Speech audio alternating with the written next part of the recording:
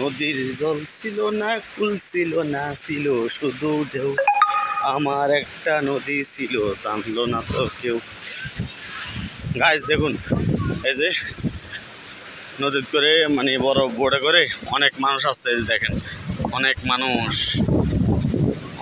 আসছে, অনেক রিক্সা আসছে। নদীর মানে পাতাল ঢেউকের মন, মানুষ বাঁধতে পারে না নদী। দেখেন এটা মানে জাহাজটা বাঁধতে পারে না, এত ঢেউ, এত স্রোত। দেখেন এই কিসের সাথে বাঁধবো, বাঁধার মতন কিছু পাইতেছে নাই। আর এখান থেকে দেখেন মানুষের ঘর বাড়ি সব ভেঙে চুরে একেবারে সব এই মানুষের সব ঘর বাড়ি ভেঙে।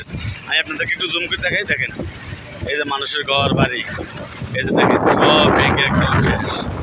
আর এটা ভোট, এই যে এরা এখন সবাই নামবে এখানে, এই যে সবাই নামবে এখন।